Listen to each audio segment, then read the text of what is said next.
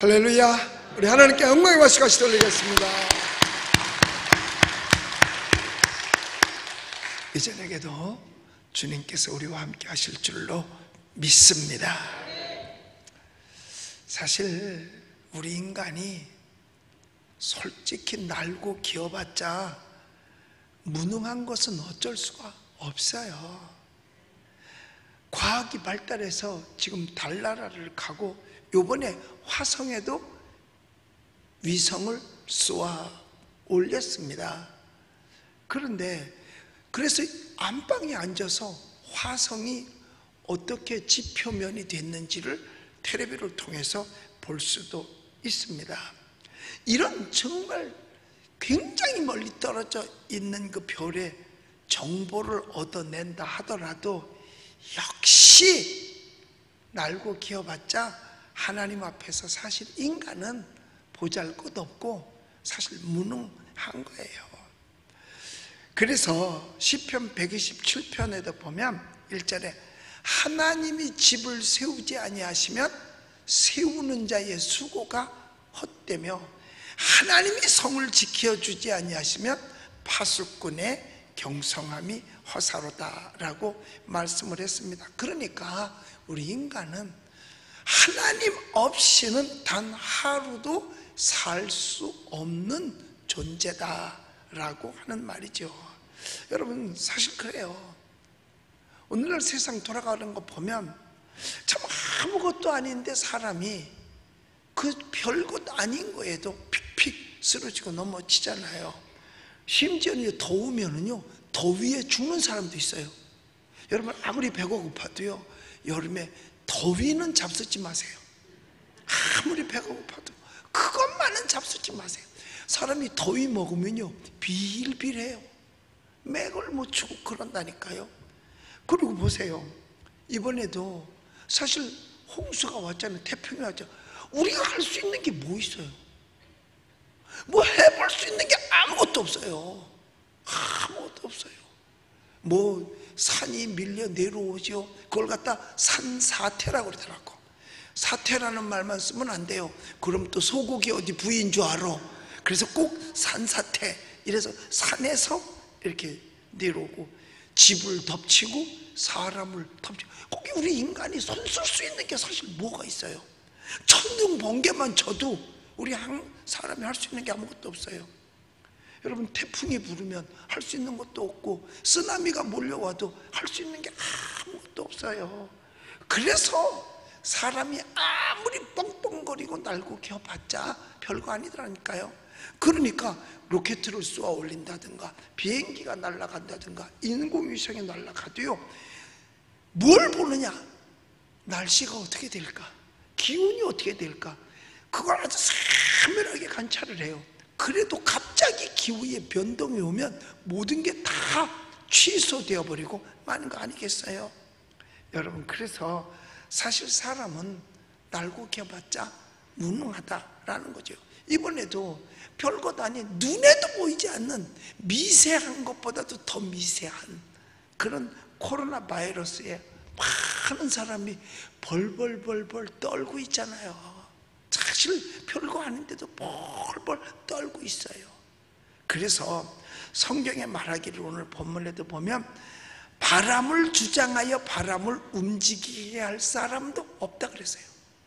여러분 바람이 동에서 불든 서에서 불든 어디서 오든 그걸 주장할 만한 사람이 어딨냐 이거예요. 오는 걸 바람만 오지 마라. 이게 안 된다는 거죠. 오직 할 수 있는 분이 계시다면 그거는요 예수님밖에 없어요. 여러분 갈릴리 바다에 거친 바람이 불어서 파도가 칠 때 여러분 예수님께서 파도야 잔잔하라 바람아 멈춰라. 그러니까 멈춰. 그 외에는 누구도 뭘 어떻게 해볼 수가 없는 거지요. 그 배에 예수님의 제자들이 타고 있었지만 그들은 어쩔 도리가 없었던 거예요. 여러분 미국의 시카고에 가면 호수가 어마어마하게 큽니다. 어마어마하게 크거든요. 난 처음에 그게 바다인 줄 알았어요. 야, 이 마을은 바다하고 붙어 있구나. 그러니까 물맛을 내가 봤더니 민물이야. 그런데 얼마나 호수가 큰지 몰라요.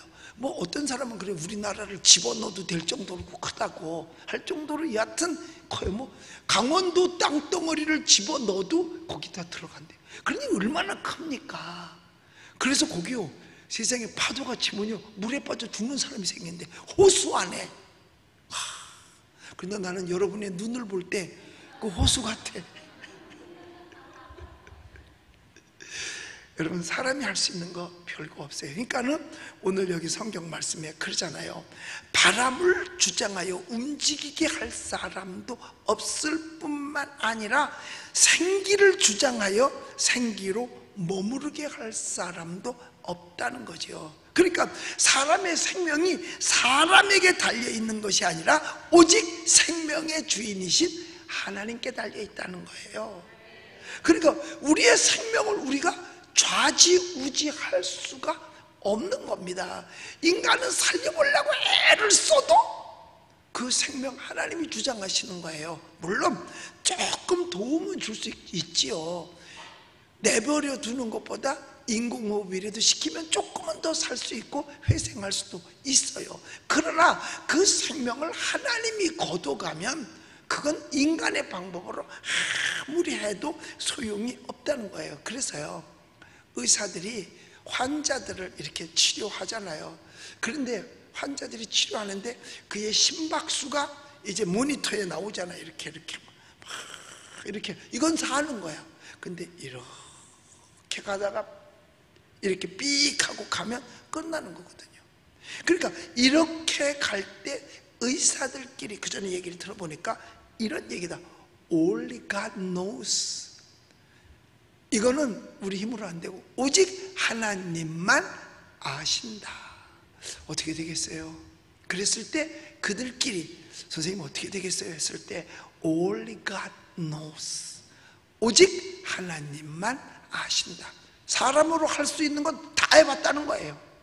이젠 사람이 할 수 있는 방법이 없다는 거죠. 그러니까 이제 이 생명은 누구에게 달렸느냐? 하나님께 달려있는 거예요. 그러니까 하나님 앞에 살려달라고 기도하면 하나님이 살려주셔요.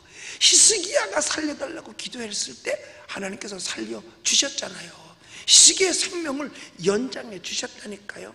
그래서 우리는요, 무슨 일이 있을 때 시편 42편에 보니까 나는 생명의 하나님께 기도하리이다.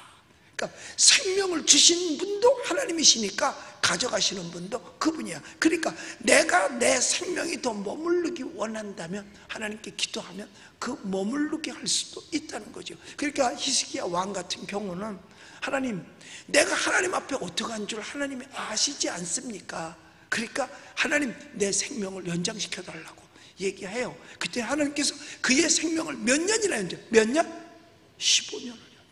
여러분 15년 살면 다 사는 거예요. 여러분 생각해 보세요. 105살 먹은 사람이 만약에 15년 더 살면 120년 사는 거죠. 그러니까 여러분들도요, 하나님 히스기야한테 쓴 것보다 좀 더 쓰세요. 하나님이 더 쓰셔야죠. 하나님 째째하게 3년이 뭐예요? 좀 더 쓰세요. 하나님 앞에 구해서 여러분들이 생명을 연장받고 싶으면 그 생명을 주장하시는 분이 그분이니까, 오직 그분만 아시니까 그분께 간구하게 되시기를 예수의 이름으로 축복합니다. 예수님도 요한복음 14장 6절에서 말씀했잖아요. 내가 곧 길이요 진리요 뭐라고? 생명. 그러니까 그분이 생명이니까 그분만이 우리의 생명을 주장하실 수 있는 분이라는 거예요. 그러니까 예수님은 나사로가 죽었을 때 그에게 생명을 넣어줘요. 그가 살아나잖아요. 나인성 과부의 아들이 죽어서 행여가 지나갈 때 그걸 멈추고 여인아 울지 마라. 그리고 그 아들을 살려서 부모에게 주지 않습니까? 생명을 연장해. 이 생명 연장은 누가 해주는 거냐? 하나님이 해주시는 거예요. 하나님이 해주시는 거예요. 야이로 회당장의 딸이 죽었을 때도 여러분 살려내잖아요. 그러니까 생명은 하나님께 달려있다. 요즘 사실 우리 인간들이 얼마나 기술이 좋으면 짐승의 생명을 복제를 한다고 하잖아요. 그 복제도 하잖아요. 그러나 분명한 사실을 알아야 돼요. 복제를 하지만 결코 생명의 씨앗은 만들지 못한다는 거예요. 생명의 씨앗이 만들지 못해요. 그러니까 그 본체인 씨앗이 없으면 복제도 불가능한 거예요. 그 씨앗이 있어야 되는 겁니다. 여러분, 달나라에 인공위성을 쏘아 올리는 게 힘들 것 같아? 그건 뭐야? 아주 조그만 씨, 우리가 늘 보는 거, 채송화 씨 진짜 조그맣죠? 그 씨 만드는 게 더 힘들 것 같아. 뭐가 힘들 것 같아요? 채송화 씨, 그 안에 생명이 들어있잖아. 그 채송화 씨 속에는 생명이 있기 때문에 이건 사람이 못 만드는 거예요. 생명이 없는 달나라에 올라가는 그 우주선은 사람이 만들 수 있어요. 왜? 생명이 그 안에 없으니까. 그러나 생명이 그 속 안에 들어있는 가장 조그만 채송화 씨, 그건 인간이 못 만드는 겁니다. 만약 그거 만든다면 노벨상 1000개를 줘도 부족하지 않을 거예요. 잔디 씨 하나도 못 만들어요. 만약에 그걸 만들었다면 그건 놀라운 사건이 될 거예요. 인간은 생명 그 자체를 만들어낼 수는 없는 겁니다. 그 만들어 놓은 것을 사용할 수는 있고 활용할 수는 있어도 생명은 못 만들어요. 어떤 생명이든지 풀 한 포기도, 짐승 조그만 거 하나라도 만들 수는 없습니다. 그러니까 하나님께서 말씀하시잖아요. 어떤 부자가 좀 더 살기 위해서, 야, 오늘 올해 풍년 들으니까 창고 좀 더 크게 짓자, 넓게 짓자, 쌓자. 그랬을 때 오늘 저녁에 내 생명 걷어가면, 근데 그 생명을 누가 걷어가? 하나님만 하실 수 있는 거죠. 내 생명 걷어가면 그것이 네 것이 되겠느냐. 그러니까 오늘 성경은 얘기하는 인간의 생명은 인간이 좌우할 수 없으니 우리는 결국 무능한 존재다. 그러니까 날고 겨봤자 인간은 별거 아니라는 이야기입니다. 그래서요, 에스더가 어떻게 해요? 자기가 할 일을 딱 정해놓고 그 다음에 하나님이 하시겠지 뭐, 그리고 내 맡긴 거예요. 그래서 그가 한 말이 뭐냐? 죽으면 죽으리라. 그러니까 왕 앞에 가서 자기가 할 일을 다 정해놨어요. 그리고 이제 죽고 사는 건 하나님께 달렸으니까 하나님이 알아서 해주세요. 그리고 왕을 만나러 가지 않습니까? 하나님께서 그 생명을 살려주셔요. 그러니까 생명은 하나님께 달려있는 거다. 그래서 사람은 오늘 여기 성경에 말씀하는 것처럼 죽는 날을 주장할 수가 없다는 거예요. 여기 죽는 날을 주장할 수 없어요. 그러니까 죽음을 피할 수 없기에, 죽는 날을 내 맘대로 연장시킬 수 없기에 무능한 인간이다라는 거죠. 사람이 태어나는 것도 자기 맘대로 태어나는 사람은 없습니다. 아니, 태어나고 싶어서 태어난 사람이 어디 있어요? 이것 조절할 수 없는 것처럼 죽는 것도 자신의 마음대로 할 수가 없는 겁니다.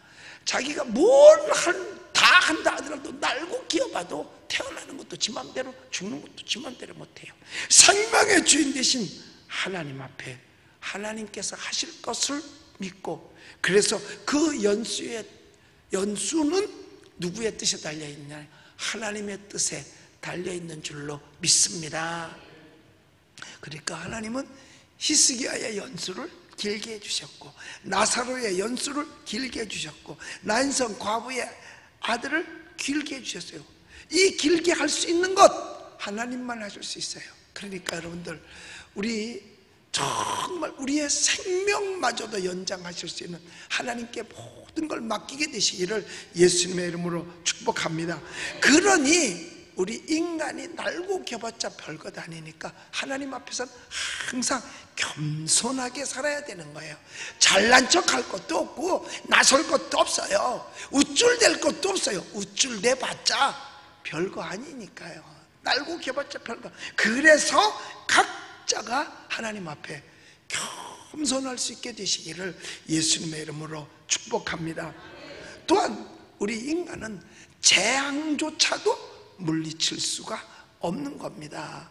그러니까 여기 보니까 죽는 날을 주장할 사람도 없고 전쟁할 때를 모면할 사람도 없으니 악이 그의 주민들을 건져낼 수 없느니라.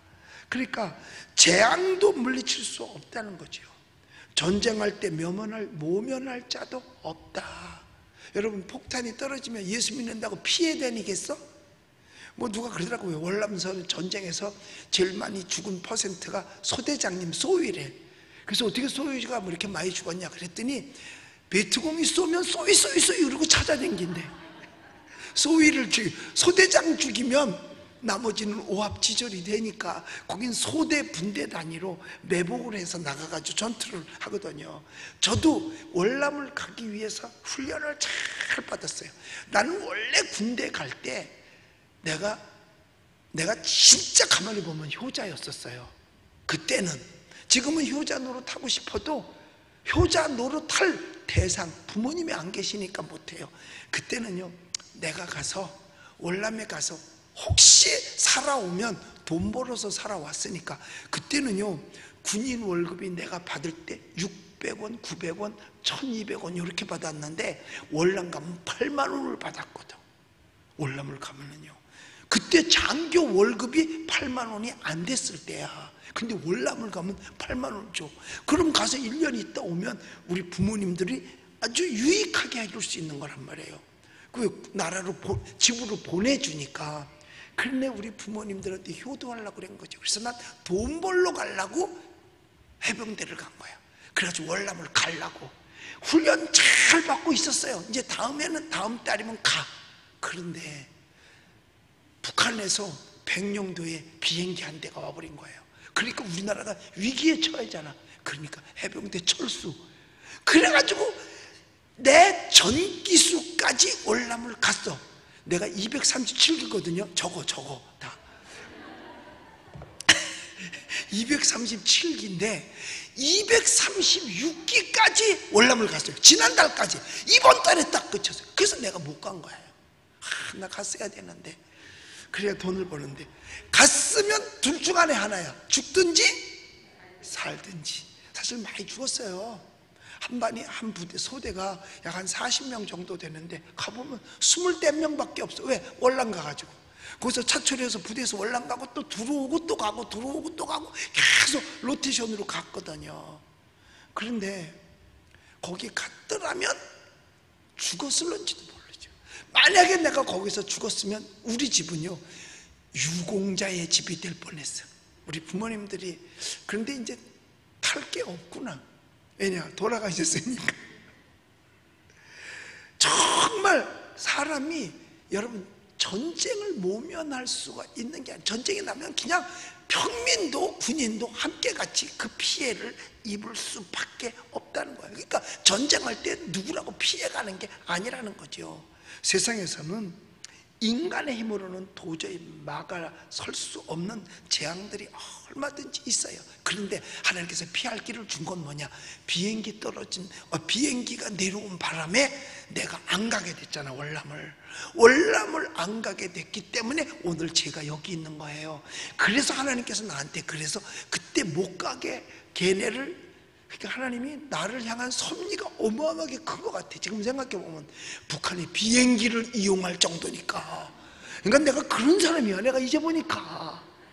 그래서 안 가게 됐고 그냥 35개월 꽉 채워가지고 군대 생활하고 제대를 한 거죠. 그래서 오늘 이 자리에 있는 것, 갔으면 모면할 수 없었는데 안 갔기 때문에, 그러니까 하나님이 피할 길을 주신 거죠. 그러니까 세상은 인간의 힘으로는 도저히 막아설 수 없는 재앙들이 얼마든지 있어요. 하나님이 피할 길을 주지 않으면 피할 길이 없다는 거예요. 전쟁이나 기근이나 질병이나 이런 게 다 우연이 아니에요. 다 재앙입니다. 인간의 힘으로 홍수도 막을 수 없고 유황불도 막을 수 없었잖아요. 그러니까 노아 홍수 때에도 그 홍수를 막을 수가 없었고, 소돔과 고모라 성에 유황불이 내릴 때도 그 유황불을 막을 수가 없었습니다. 그러니까 인간의 힘으로 할 수 있는 게 없었다니까요.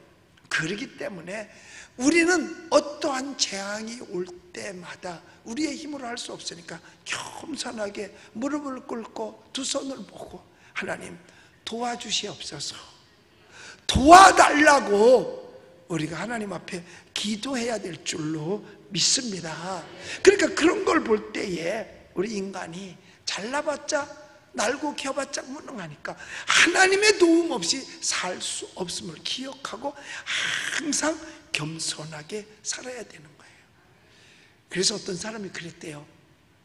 야, 하나님이 어디 계시냐, 하나님이 계시다면 나 같은 놈을 살려놨겠냐 그랬대요.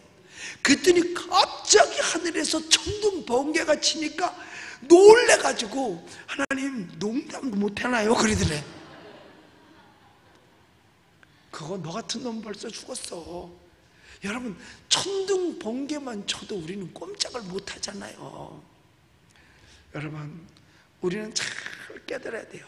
그래서 하나님 없이는 우리가 인생이 별것 아니다라는 거. 그 다음에 9절과 10절 속에서는 이 세상의 부조리와 부정적인 것에 대해서 이야기하고 있는 겁니다.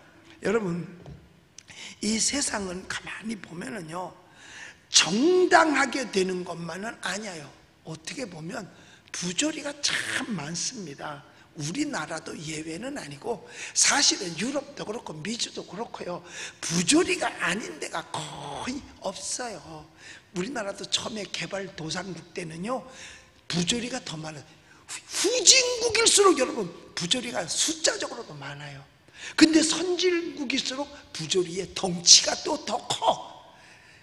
후진국은 짠짠한 부조리가 많고 선진국은 크다란 부조리가 사실 많이 있어요. 그러니까 그런 부조리로 말미암아 피해를 입을 수 있는 억울한 사람들이 많이 생긴다는 거예요. 그런데 억울한 나머지 호소할 길 없어서 자신의 억울하니까 결백함을 밝히겠다고 오직 하나뿐인 생명을 던지는 사람도 있다는 겁니다.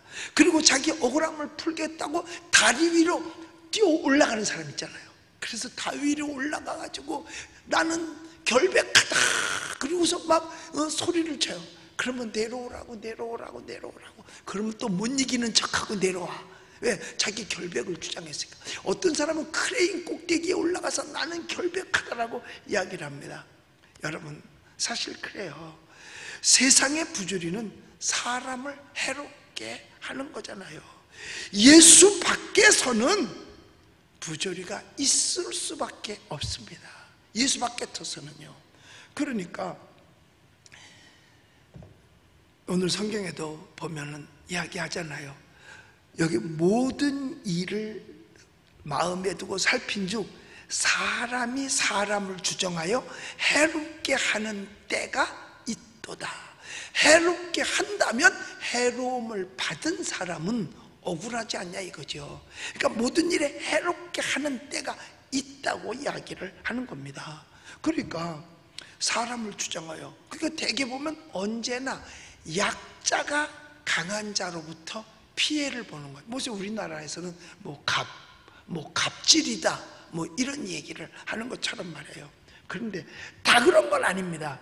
예수 안에 있으면 갑질이 별로 없어요. 예수 밖에 있을 때 그런 게 많은 거지요. 그러니까 때로는 세상에서는 그래. 교회 안이 아니라 부자가 가난한 자 억울하게 할 수 있고, 지식 있는 자가 무식한 자 억울하게 할 수 있고, 힘센 자가 약한 자 억울하게 할 수 있고, 악한 사람이 선한 사람 억울하게 할 수 있고. 그런데 하나님은 분명한 사실은 뭐냐? 공평하시기 때문에 사람을 해롭게 하는 걸 원치 않는 줄 믿으시기 바랍니다. 그러니까 예수 바깥에서는 그런 게 있을 수 있어도요, 예수 안에서는 그런 게 있을 수 없는 거예요. 하나님은 모두에게 다 공평하게 하십니다. 공평하게 하세요. 그래서 송명희 시인인가? 그가 시를 써서 노래로 나왔잖아요. 공평하신 하나님은 이렇게 하는 거 있잖아요. 그러면서 그가 그래요. 나 가진 것 없어도 남 가진 거, 나 없어도 나 가진 거 남 없네. 그러니까 나는 네가 가진 건 내가 없어도 내가 가지고 있는 건 너 없을 수 있다는 거죠. 그러니까 공평하다는 거야. 공평하다는. 그러니까 얘는 미술을 잘하면 얘는 음악을 잘해요. 이게 공평한 거야. 그러니까 한 사람이 모든 재능을 다 갖고 있질 않습니다. 한 사람이 모든 재능을 다 갖고 있는 사람은 나밖에 없는 것 같아. 아무리 생각해봐도. 하나님 불공평한 거 아니에요. 근데 나는 뭘 하나 제대로 하는 게 또 없어. 모든 걸 다 해도 제대로 하는 것도 하나도 없어. 근데 딴 사람은 한 가지를 해도 어떻게 제대로 하잖아. 그러니까 이런 거 보면 다 공평한 거예요. 다 공평한 거예요. 돈 많은 사람은 대신 마음이 불안해. 왜? 요즘 같은 때는 더 불안해. 왜 그러냐? 세금 많이 내라 그럴까 봐. 근데 없는 사람은 또 마음은 편해. 없이 살아도. 왜? 세금 걱정을 안 해도 되니까. 그래서 어떤 거지가 아들하고 둘이 살면서 어디 사느냐? 그 큰 록강이라고 있어. 물을 이제 보내는. 그러니까 거기다 가만히 쳐놓고 딱 그 안에 들어가서 사는 거야. 아들한테 그러는 거야. 이 녀석아, 넌 애비한테 고마워해야 돼. 바깥에 봐라. 사람들 재산세 때문에 지금 골머리를 하는데 아버지 잘 만나서 너 세금 걱정 안 하지 않냐? 그렇다면 이거는 공평한 거란 말이에요. 그렇게 생각을 한다면. 왜? 나 가진 거 남 없어도 남 가진 거 나 없어도 나 가진 게 있으니까 공평하다는 거예요. 그게 공평하다는 거예요. 그러니까 여러분, 예수 안에서는 다 공평하게 살 수, 똑같이 사는 건 아닙니다. 다르게 살지만 공평할 수 있는 거예요. 다르게 살지만. 어떤 사람은 길쭉하지만 어떤 사람은 대신 옆으로 퍼지잖아. 이게 공평한 거야. 길지도 않고 퍼지지도 못하면 이건 안 공평한 거야. 그러니까 내가 옆으로 퍼졌다. 그러면 하나님 공평하시고, 저 사람 길게 해준 거 대신 나는 옆으로 퍼졌고. 참 하나님 공평. 그러니까 필요한 만큼 하나님이 다 주는 줄 아시기를 바랍니다. 필요한 만큼 하나님이 다 주세요. 그러니까 하나님은 누구도 해롭게 하는 것을 원하지 아니하십니다. 그러니까 악인의 형통함을 부러워하지 말라는 거예요. 왜? 공평하신 하나님께서 그가 잘 되는 거 있으면 나도 잘 되게 해주는 게 분명히 있을 거라는 거예요. 그래서 내가 본즉 악인은 장사 지난 바 되어서 거룩한 곳을 떠났다. 무덤에 들어간 걸 얘기하는 겁니다. 악인이 죽으면요, 어떻게 보면 일단 보면 시체가 내팽겨쳐져야 될 것 같은데 그렇지 않거든요. 오히려요, 옛날부터 사람 괴롭히고 악하게 살면서 본받던 사람 무덤을 더 잘해놨어요. 무덤을 잘해놓고 막 봉분을 이렇게 해놓고 비석도 대단한 것 갖다 놓습니다. 그럼 사람들이 볼 때 저 사람은 악하게 살았는데도 어떻게 저렇지? 그런 거 부러워할 거 하나도 없다는 거예요. 여러분, 우리 예수님 생각해야 돼요. 예수님은 당신이 들어갈 무덤이 없어서 남의 무덤 빌렸었고, 다른 사람 악해도 큰 비석더미 세워놨는데 예수님은 비석 하나 세운 게 없어요. 그렇다고 예수님이 그들을 부러워하겠느냐? 아니죠. 예수님은 하늘로 승천한 줄 믿으시기 바랍니다. 우리도 이 세상 부러워할 것 없어요. 무덤 잘해놓은 거 부러워할 거 없어요. 왜? 주님 오실 때 우리도 다 들림받게 될 줄로 믿습니다. 그때 부를 노래가 있어요. 손에 손잡고 같이 다 함께 들림받는 거예요. 그래서 시편 73편에 보니까 악인의 형통함을 보고 실족하여 미끄러질 뻔했다라고 표현하고 있어요. 왜? 아니, 악한 사람이 잘 되는 걸 보니까 속상하잖아. 그래서 실족하여 미끄러질 뻔했다는 거예요. 그런데 성경은 말합니다. 악인의 형통함은 절대로 영원한 것이 아니라고. 그래서 속히 배임을 볼 것이며. 우리 예수님 믿으시면 아멘 하십시다. 여러분, 우리는 하나님의 천국 백성임을 믿으시기를 바랍니다. 자, 그리고 우리가 세상에서 또 억울하게 느끼는 건 뭐냐 하면, 예수를 믿고 착하게 사는데 남이 몰라줄 때, 이땐 참 속상하잖아. 좀 알아줬으면 좋겠는데, 나 착하게 사는데. 그런데 몰라줄 때, 이것도 엄격히 따지면 부조리죠. 선을 행하는 자는 거룩한 곳에서 떠나 성읍 사람들이 잃어버린 바가 된다 그랬어요. 조용히 살다가 선을 행했는데 사람들이 알아주지 않더라 그 말이에요. 오히려 악한 사람은 알아주고 말이에요. 그런데 여러분, 하나님은 알고 계시는 줄로 믿습니다. 그래서 이 세상에서 선을 행하다가 낙심하지 말지니 때가 이름에 거두리라. 할렐루야.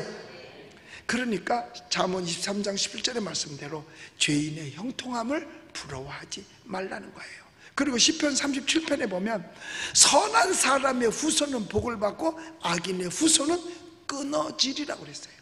그러니까 내가 누가 알아주든 알아주지 않든, 인정하든 인정하지 않든, 내가 하나님의 자녀로서 언제든지 겸손하게 하나님을 섬기면서 선을 행하면서 살되 낙심하지 아니하고 선을 계속 행하면 결국에는 하나님이 알아주시는데 후손들에게 복을 주실 줄로 믿습니다.